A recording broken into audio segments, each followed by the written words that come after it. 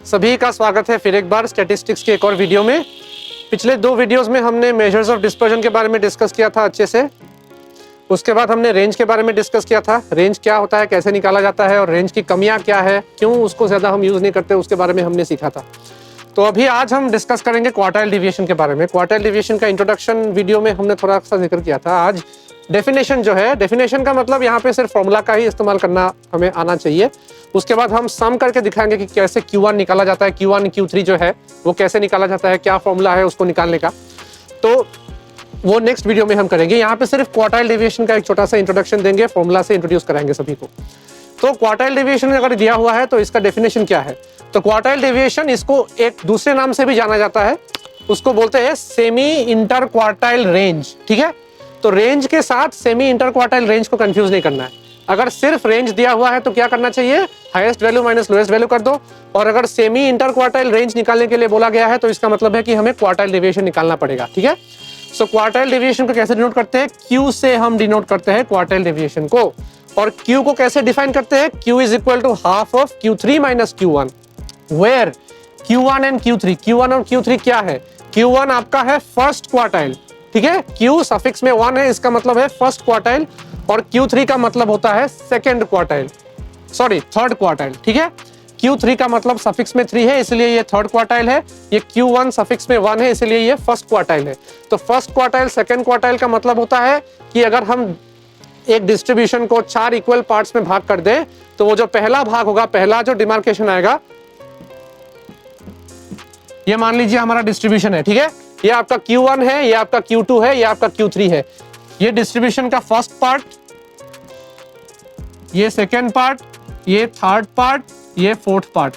ये क्वार्टर शब्द से आया है क्वार्टाइल, क्वार्टर का मतलब होता है 1/4। तो एक डिस्ट्रीब्यूशन को हम 4 इक्वल पार्ट्स में भाग कर देते हैं। 4 इक्वल पार्ट्स में भाग करने के बाद जो हमारा पहला डिमार्केशन आएगा, पहला डिमार्केशन जो आएगा इसको हम बोलते हैं Q1 फर्स्ट क्वार्टाइल। ये जो सेकेंड डिमार्केशन आता है इसको हम बोलते हैं Q2। ठीक है, थर्ड क्वार्टाइल, थर्ड डिमार्केशन जो है उसको हम बोलते हैं Q3। ये Q1 Q2 Q3 क्या करता है, डिस्ट्रीब्यूशन को 4 इक्वल पार्ट्स में भाग कर देता है। तो क्वार्टाइल डेविएशन और सेमी को इंटर क्वार्टाइल रेंज निकालने का फॉर्मूला है Q equal to half of Q3 minus Q1। फिर एक बार बोल रहा हूँ, Q1 क्या होता है, फर्स्ट क्वार्टाइल, कैसे निकालना है, क्या फॉर्मूला यूज करना है, नेक्स्ट वीडियो में देखेंगे। Q3 क्या होता है, थर्ड क्वार्टाइल, फिर एक बार बोल रहा हूँ कैसे निकालना है, नेक्स्ट वीडियो में हम सम करके समझाएंगे। तो ये हो गया आपका फॉर्मूला, ये फॉर्मूला आपको याद करना है, फॉर्मूला का इस्तेमाल करके ही हमें क्वार्टाइल डेविएशन निकालना है। उसके बाद एक डिसएडवांटेज है क्वार्टाइल का, ये डिसएडवांटेज क्या है और रेंज से ये ज्यादा मतलब रिलायबल है या कम रिलायबल है, ये भी डिस्कस करेंगे। देखिए, सो क्वार्टाइल डेविएशन क्या करता है, it makes use of only 50% of the data. ठीक है, सो सिर्फ 50%, सिर्फ आधा डेटा का इस्तेमाल करता है, इसीलिए ज्यादा रिलायबल हम इसको नहीं बोल सकते कि because it only makes use of 50% of the data. So अगर डिसएडवांटेज लिखने के लिए बोला जाए एग्जाम में तो लिख देना डायरेक्ट कि it makes use of only 50% of the data, so it is not very reliable. लेकिन अगर रेंज से कंपेयर किया जाए, अगर रेंज और क्वार्टाइल इन दोनों को अगर हम कंपेयर करें तो क्वार्टाइल रेंज से ज्यादा भरोसेमंद है, क्वार्टाइल रेंज से ज्यादा रिलायबल है, क्योंकि क्वार्टाइल ने तो कम से कम 50% का डाटा इस्तेमाल कर लिया, लेकिन रेंज ने तो सिर्फ 2 वैल्यूज ही इस्तेमाल किया ना। रेंज ने तो सिर्फ मैक्सिमम और मिनिमम का ही इस्तेमाल किया, बाकी डेटा को इग्नोर कर दिया। क्वार्टाइल डेविएशन ने क्या किया, 50% डेटा का इस्तेमाल किया, बाकी 50% का इस्तेमाल नहीं किया।